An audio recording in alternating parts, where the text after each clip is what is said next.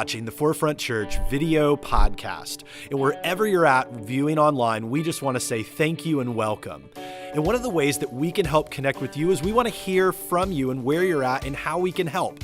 And so head over to forefrontchurch.info after the message and click the Connect tab. It's a great way for us to help you along your spiritual journey as you connect with God and learn about Jesus.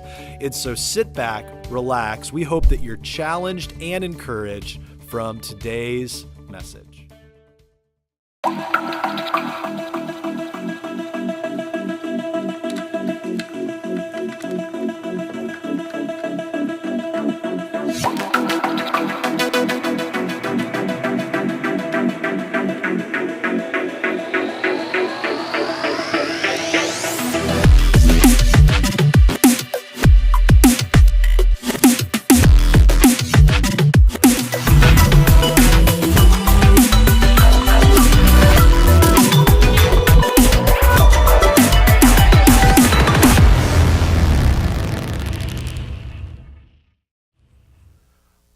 Good morning. How are you guys doing today? It is good to be back. Becky Bruner, our children's ministry director and over family ministries, did a phenomenal job last week. Give it up for her. These you guys who were here got the opportunity to be a part and see that. I love that we have a staff that is able to jump in. We had Dan and Brandon while I was in Vietnam, and Becky jumped in right after our picnic, did a great job, and I just love that this place is centered around God, and we have amazing staff that are able to come and be on here and bring you guys love and grace and truth. And this place isn't centered around one in particular person. Because if it was centered around me, we would all be in a world of hurt. And so I'm glad that it is about Jesus. And if you're new with us today, I'm so glad you're here. And man, you're along for the journey. Happy Mother's Day to all the moms out there. I just want to make an aside before we get into the message today. That, we have sometimes around Mother's Day, and I love the celebration of moms. There is something beautiful about that. Moms, you do something that dads cannot do, and even if they say they can do those things, they're wrong. But I know that whether it's the process to try to have kids or infertility, other things, we have a lot of people within our community who have walked through miscarriages, have not been able to have children. I want you to know, ladies in the room, that you are important to us here. You're important to God, and we're thankful for you. Whether you are a mom or not, you have influence, and you are absolutely wonderful, and we're thankful that you're a part of this place and a part of this church. And so while we celebrate moms, you have influence in ways that you may not even realize, and you're impacting the next generation and the women and other people around you. And so thank you for all that you do as well. And today, we're going to be getting into our series that we've been in for the last 6 weeks. We rarely do these long series like this, but we felt that it was appropriate to look through, and we started this on Easter. What does it mean? And some people sitting in the room, especially if you're right in the center, we've had this fence, and you go, man, this is a little weird, about what does it mean to move out of the darkness and the brokenness of life, and to get over maybe our misconceptions, our fears, our ego, our hurt, and move to the other side of what God has in store. And what does it look like when we start to follow God? And what should that look like in your life and in mine when we follow Him? And we've been in the same passage, and I'd actually love it if you guys would read this along with me. And it's over in the Bible. And before we get into that, if you don't have a Bible, we give them away for free at the Get Connected table in the lobby. You can also follow along today in the notes section at forefrontchurch.info. And we're going to be over in Galatians 5, and there'll be some other passages that we're in, and it's right here. And I'm going to start it off, and you guys can follow along and read it with me. It says, but the fruit of the Spirit, and you can say it out loud if you want. Everybody's like, are we allowed to read? Are we not allowed to read? What's happening? But the fruit of the Spirit is love, joy, peace, patience, kindness, goodness, faithfulness, gentleness, and self-control. For some of us, we did not like saying the self-control out loud. Don't worry, we're 2 weeks away. You have opportunity to build up to that. Today we're talking about faithfulness. And I tell you what, is one of those things that is a challenge for me, and I think it's a challenge for you, to stay in the same mode of being sure that I'm going to follow through with my decision to follow God. To stay through with my decision if you got into a marriage relationship, because let's face it, marriage is an institution. Marriage is a covenant, is something that's been drastically broken. To say, I'm going to remain faithful, and people have stood at the altar and held hands that we're going to be faithful until death. Well, the unfortunate part is that there's a lot of situations and things that happen where people don't stay faithful. And the same thing is true when it comes to our journey with God. That God calls us to be faithful, and there's many moments where, well, we fall to the contrary, and I do too. There are days where I'm not faithful to God in the way that He's called me to, and that hurts, and I know that hurts me, and I know that it hurts Him. I had the opportunity to be reminded of this while I was traveling this past week, and I had been traveling from Louisville, trying to come back here, and flights were getting delayed left and right. People are in an uproar. They're getting all mad at the gate agents and everything, and because the gate agents can control the weather, and they're just yelling at them, and I'm just sitting back watching this all unfold. And so we get on one flight, and we get to Atlanta, where all the weather had happened, and flights are delayed after delayed, and so I was supposed to be home by, 11, didn't get home till close to 3 in the morning, and tensions are high, everything, and so we finally get on the plane, and we're getting ready to leave, and I have a middle seat. There's seats on each side. If you're an introvert, you know the agony that is, to get the middle seat and to just wait. And you watch, and you start sizing people up as they're walking down the aisle, don't you? You love Jesus, but you're watching this take place, and you're like, I could sit next to you. Oh, dear Lord Jesus, no. All right, I could sit next to that. Yeah, oh, yeah. Whew, they walk by. All right, and you're doing it, and you're sizing it up. And so watching this unfold, and I watched this one lady come down, and you're hoping that a person that comes first will be the person that's on the inside, and of course it's not. She's in her mid-50s, and she, I'm in this. I said, do you need to move over? No, I'm on the aisle seat. We'll both have to get up. I'm not going to get too comfortable. I was like, all right. So we start making small talk, and I go to put my headphones in, and she asked me a question. Like, I think the headphones is a universal sign for I'm done with you. But that's you get that for free today. And so I go to put my headphones on, and I'm about to put them on. She said, can I ask, where are you traveling from? And I knew immediately that I was not going to be able to listen to my music. And so we start talking, and she shares with me. She said, where are you traveling from? I said, from Louisville. What are you doing? And I have a tendency, the moment that I tell someone that I'm a pastor, it totally changes the conversation. And so I went to a leadership conference, which I did, but it was a pastoral leadership conference. But I want to kind of prime the pump, because I know the moment that this happens, conversation will change. So I was at a leadership conference. Oh, where are you at? They're just a handful of guys, but they were learning from a guy and I said organization, not a church, because I know what's going to happen. Organization, it went from like 100 people over the course of 4 years. There's like 27,000. And just learning principles and whatnot. She said, oh, what do you? She's like, oh, I'm just asking because I work with CEOs and I do all these things. So, oh, that's cool. And so now I'm like, all right, you asked me where I'm traveling from, and we play the game, where are you traveling from? And so I'm from Baton Rouge and whatever, going on and on. I'm going to meet my friend. I'm like, okay, your friend. Didn't see a ring. Like, you size up those things. You kind of play Matlock and detective. Didn't have a ring. And so I'm going to see your friend. Like, this guy. Oh, guy, whatever. So we're going on and on. And finally, our other row mate shows up. Hey, I'm on the inside. Obviously, we're not in your seat. So we get up. We say things out of courtesy, but we realize that it's like the sky's blue. Of course it is. And so you get in the row, and so we have to go through the whole game. Where are you traveling from? I'm traveling from. I get to hear her story again. We go on, and then finally we take off, and I'm like, all right, get ready. Hey, and so put my headphones back down, and she starts talking. And she's like, yeah, so.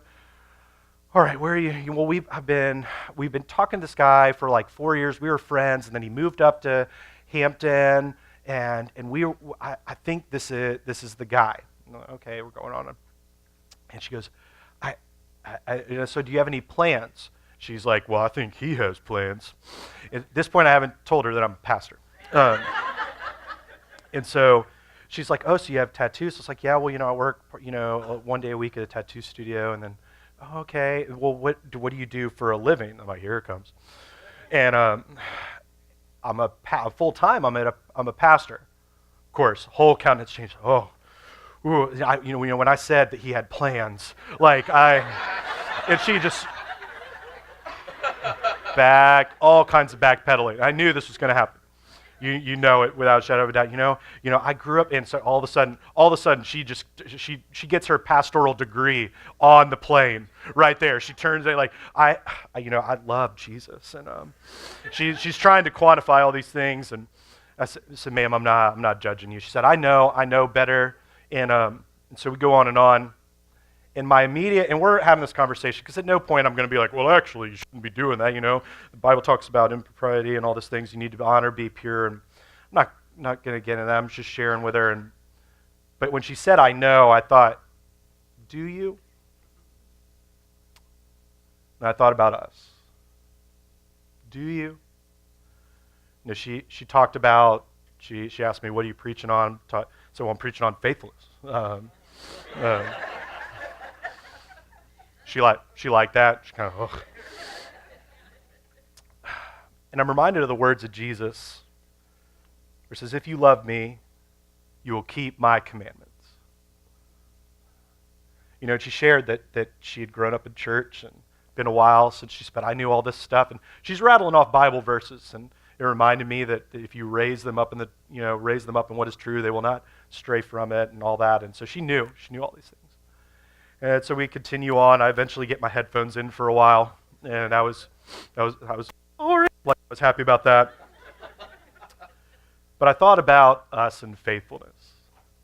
And what does it mean to move out? Because once we say that we're going to move from darkness into light, we stop the gossip, we stop the dishonor, we move into what is true, and we get over what used to be to what is. We say, I'm going to be honorable, I'm going to believe the best, I'm going to walk in love, joy, peace, patience, all of these things, because God is amazing. There's an account of this guy named Joshua in the Old Testament of the Bible, where he has this opportunity to lead the people of Israel into the promised land. And, there's this city of Jericho that he's been called. He said, we're going to lead you into the promised land, and there's this city, and you're going to take it, because this is going to be for God's people, and what's happening there isn't okay, but you need to do exactly as I've told you to do. And Joshua's been faithful, continues to be faithful, and he leads them in, and I want you to follow along with me in the Old Testament, in Judges chapter 6, and if you don't have a Bible, it'll be here on the screen, of what took place when Joshua knew what to do and did what he had to do, because he wanted to remain faithful in the influence he had on others. Starts in verse 1 of chapter 6. Now the gates of Jericho were securely barred because of the Israelites. They knew that battle was coming, and they didn't want, they're like, these guys have been following God, we don't want anything to do with them. No one went out and no one came in. Then the Lord said to Joshua, see, I have delivered Jericho into your hands, which would be my indication going, actually, I don't know that you have, because no one's coming in, no one's going out. It's very fortified. I don't see how delivery has really happened right now, because that would be my question before God. He said, deliver in your hands along with its king and fighting men. March around the city once with all the armed men. Do this for 6 days. Have 7 priests carry trumpets of ram's horns in front of the ark on the 7th day. And the Ark of the Covenant was quite literally their reminder of carrying the presence of God during those times. And so carrying the ark around the city 7 times, the priests blowing their trumpets. When you hear the sound, when you hear them sound a long blast of the trumpets, have the whole army give a shout. Then the wall of the city will collapse and the army will go up, everyone straight in. Now, if I hear this before God, I'm going, let me get this straight. I'm supposed to walk around a city like I could have done anyways, any time of day, and then we're going to sound trumpets, and we're going to shout real loud, and because we shout, walls are coming down. God, have you slept recently? Are you okay? But that's not what Joshua does. what he says is in that, and he moves it through it, and he ordered the army, and he moves through this. So Joshua, son of Nun, the priest, said to him, take up the ark of the covenant of the Lord, and have the 7 priests carry trumpets in front of it. And he ordered the army, advance. March around the city with the armed guard going ahead of the ark of the Lord. When Joshua had spoken to the people, the 7 priests carrying the 7 trumpets before the Lord went forward, blowing their trumpets, and the ark of the Lord's covenant followed them. The armed guard marched ahead of the priests and blew the trumpets, and the rear guard followed the ark. They're doing exactly as God said. All this time, the trumpets were sounding. And imagine the people in the city going, what do they expect to happen? Basically, they have a parade going around the city. And if you're in the city fortified with your army and everything else, you're going, the Macy's parade is not taking this down. What are these people doing? Trumpets in the rear of the guard following the ark. All this time, the trumpets were sounding. But Joshua had commanded the army, do not give a war cry. Do not raise your voices. Do not say a word until the day I tell you to shout. Then shout. Throw your hands up and shout. No, just kidding. Hands up and shout. Some of you got that. Some of you, you're under 20, you have no idea what just happened. So he had the ark of the Lord carried around the city, circling it once. Then the army returned and spent the night there. And they continued this for the next 7 days, carrying it around, carrying it around, carrying it around. But what I love about this is that no one questioned what was taking place during this time. No one said, hey, Joshua, are you sure God said that? Are you sure? And this is why we need context when we hear accounts that take place within the Bible. You see, before this, what we don't know and why we don't understand why there's no questioning, why Joshua isn't going, God, are you okay, is they've already seen the movement of God set a standard.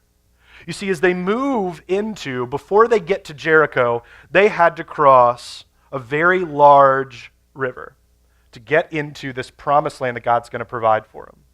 And as he told all the people, he said, God's told me that he's going to carry us through, and he doesn't mention a boat or any other thing. It's very deep water. It was the deepest during that time. He said, when we get to the water, God's going to provide. And people did raise questions and did ask things. He said, listen, we need to carry everything, go to the edge of the water, God will provide. 3 days, pack up all provisions, do all this stuff, no mention of a boat. I would be one of the people going, yo, bro, where's the boat?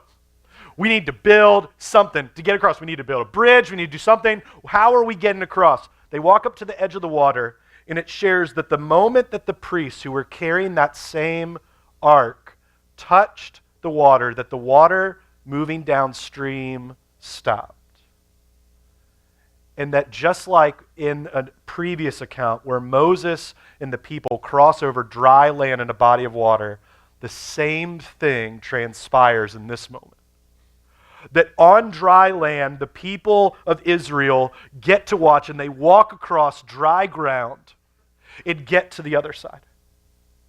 So as we get to this encounter, there is no question, like we just watched God stop a river and we walked across on dry land.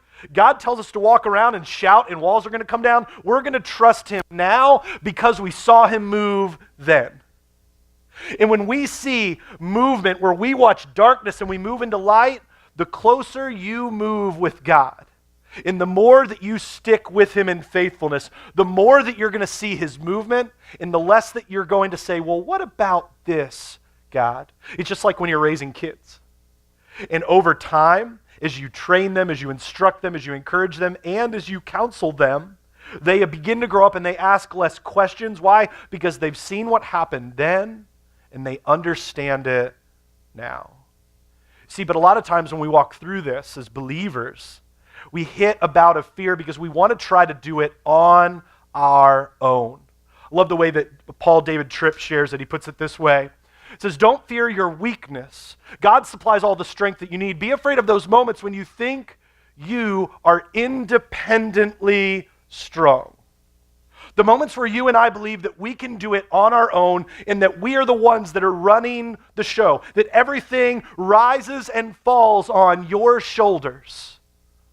See, I watch people through their finances, through their marriage, through their jobs, through everything, and they go, man, this burden is so heavy. And I want to encourage you that it is not on your shoulders, it is on the shoulders of God. And when you and I follow him, as he provides in that moment, he will provide again.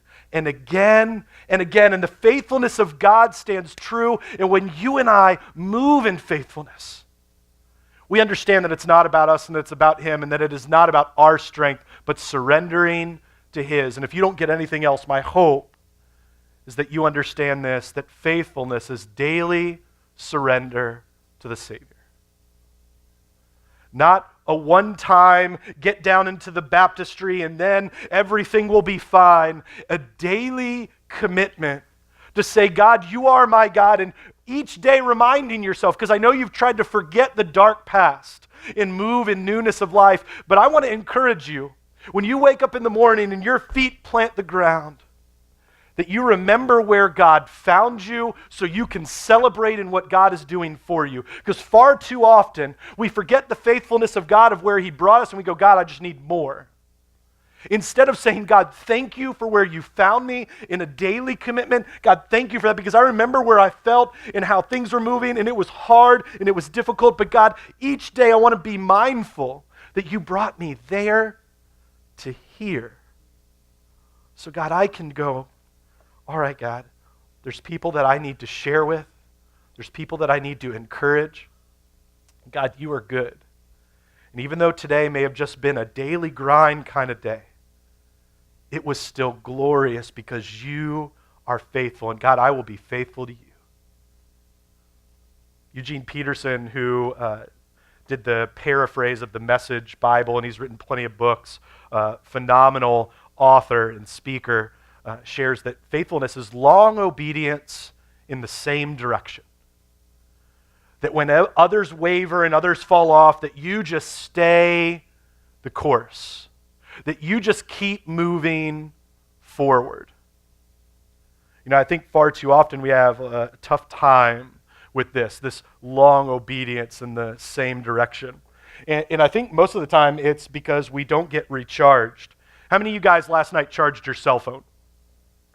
All right, yeah. Why? Because if you don't charge it, it's going to die. Explode. Maybe not. That's if you have an Apple device, it won't do that. The other guys, I don't know. It's a toss-up. But with charging your device, I watch people, especially with traveling and other things, watch someone when their phone is about to die. They are losing their mind. Like, oh, my phone's about to die. I don't know what to do. Do you have a charger? You got whatever. We need to move around. I need to do it. I got to make this phone call. What if I get an email? What if I'm like, you'll still keep breathing. Like, it'll be okay. Watching people even traveling in the airport, everyone is jockeying for the outlet. And everybody, like, there's these little charging stations that there's like 45 people just like twiddling away on their phones because they got to get a charge, got to do whatever. Every plane that we were on during travel didn't have a USB port. You would have thought that people had been exiled to a third world country. People are looking. I sat next to one guy on my first flight, and he's looking for the USB thing, and he has his USB cord, and quite literally, as he looks for it and can't find it, he's like, drops it on the floor. He's like, what kind of travel is this? And I just wanted to say, it's the kind where you miraculously get into a flying bus, and you travel, and you didn't have to drive, and they're going to bring you snacks. Like, it's going to... But we would never, because we rely so heavily on our devices, we would never spend time and go, oh, there's no way I'm not going to charge my phone. And when we don't charge our phone, we get, for many of us, we get pretty irate. We get, man, this has been difficult. I've got to find a way to do this because I have to have this. I wonder how we would thrive if we felt the same way about our spiritual life. If we go, instead of going, man, I could go Sunday, but man, it's been a rough week. So I need a time to breathe.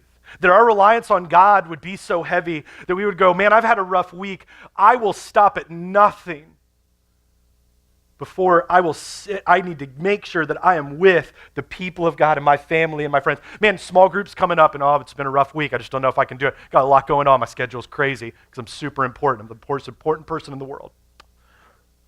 But and you know what? I'm going to make time to be there because I need to be encouraged. That, man, it's tired. I stayed up late. I was working on a paper. I was working on a project for work. And, man, I know I need to wake up and really be with God and pray, but I just got a lot going on, man. I'm busy. And instead waking up and going, I want to focus on God because he's been so good to me. And my first thing I want to do is remember where I was to where God has brought me. And God, you are faithful. And so I'm going to dig into your word. And I'm going to pray because you have led me. That's what faithfulness looks like. And I've been able to see this. It's Mother's Day, and I'm super thankful for my mom and dad. But the driving force that kind of started this road was the faith of my mom. I wouldn't be here today if it wasn't for my mom meeting a guy and the guy saying, hey, can I get your number? And she gives it thinking, there's no way that guy's calling again. And he does call. And so the forethought of going like, if this guy's serious, Mom goes, all right, for our first date, we're going to go to church. You want to see if a guy is going to stick around? Your first time out together, be like, yo, you want to go hear about Jesus?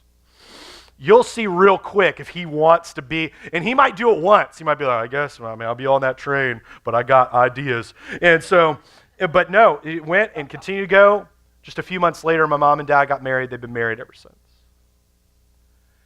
And I don't think it's coincidence that while they were stationed in Naples and Italy, they were getting tapes from a ministry, and they were listening to tapes.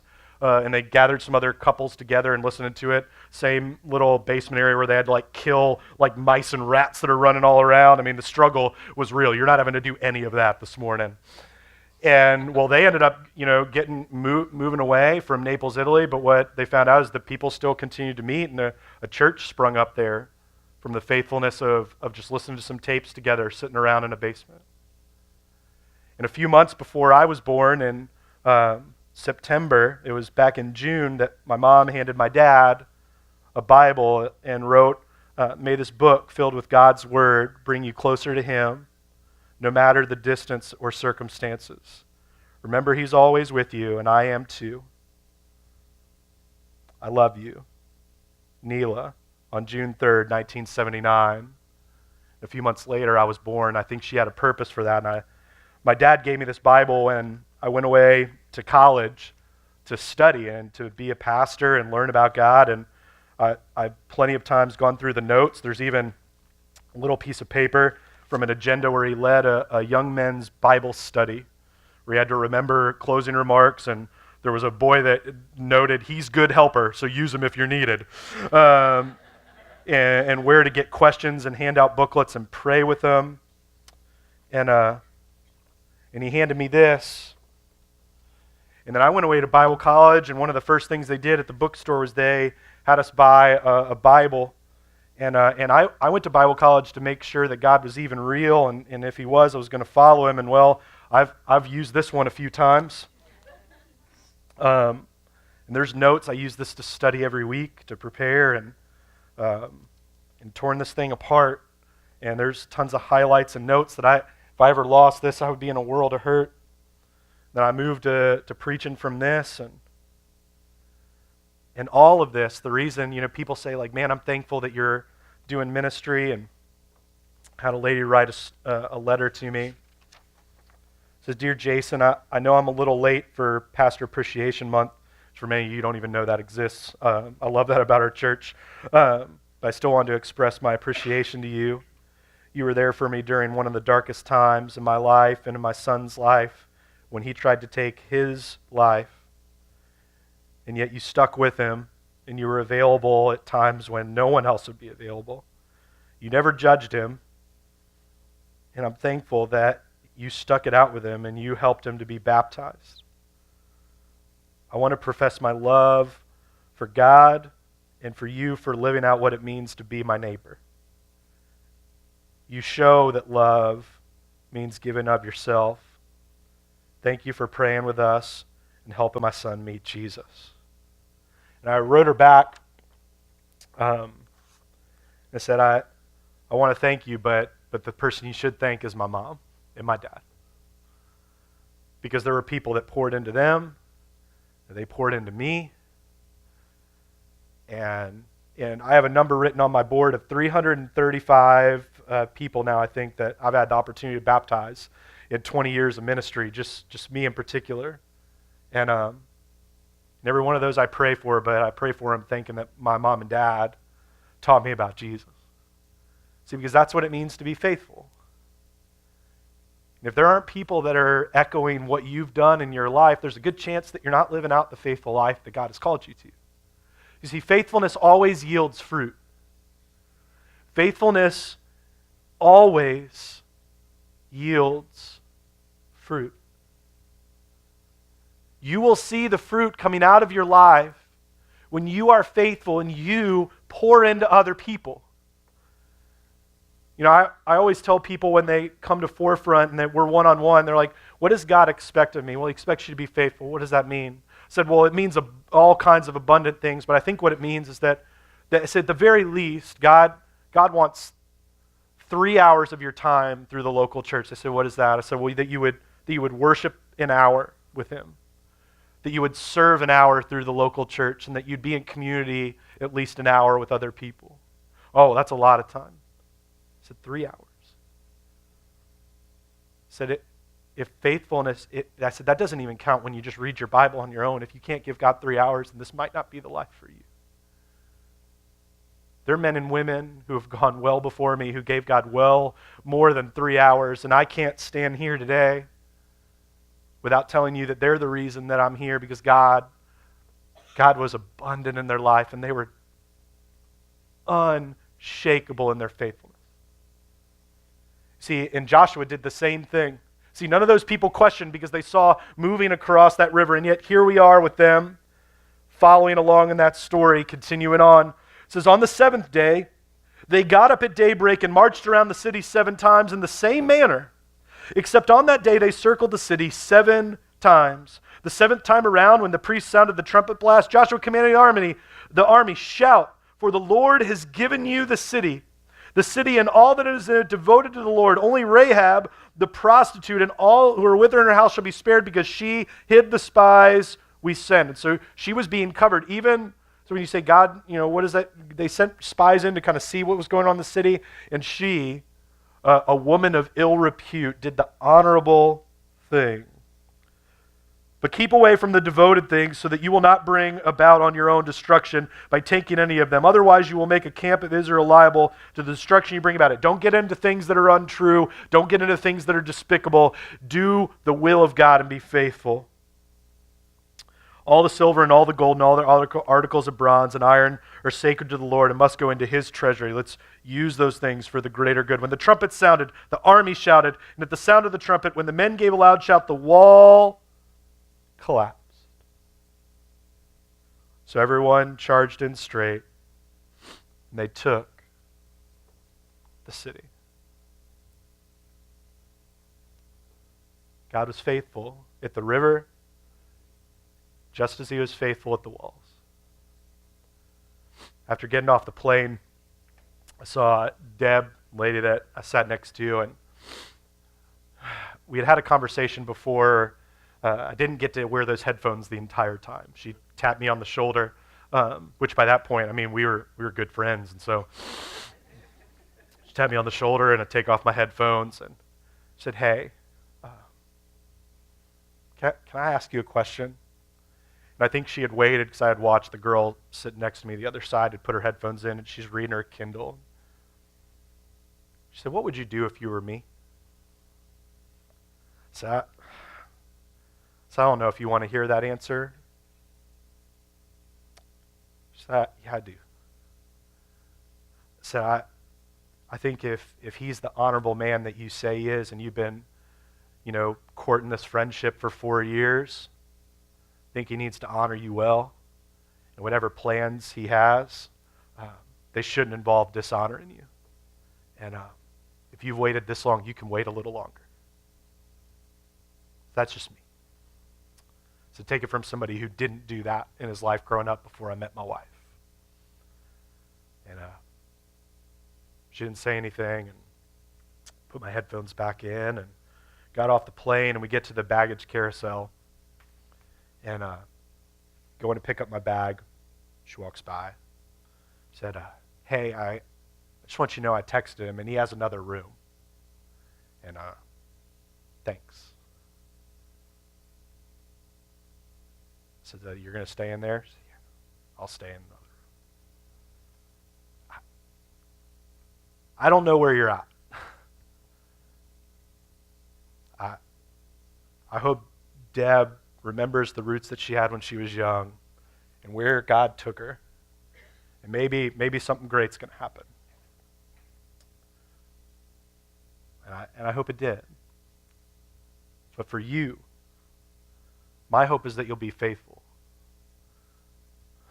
And if you've chosen God, you have no other choice but to be faithful to Him. And if you haven't chosen God yet, pray every day that you would quit waiting and start right now. Because I can promise you it is so good just to take that next step. You could do that today. And over the long haul, because faithfulness is daily surrender to the Savior. Would you pray with me? Thanks for tuning in to the Forefront Church video podcast. Our hope and prayer is that this has left you encouraged and challenged you in your faith. And you might have some questions and some ways that you want to figure this out, and we want to help with that. Head over to forefrontchurch.info, and there's a couple different ways that you can connect. Click the Connect tab and let us know how we can be praying for you, or a staff member can be contacting you this week. Maybe you have just been encouraged by this and want to support the ministry here at Forefront Church. You can click the Giving tab, as well as other tabs that are in there to help you along in your journey with God. And so we're thankful for you. Thanks for tuning in. And we cannot wait to see you again here online on the video podcast. We love you, and we'll see you then.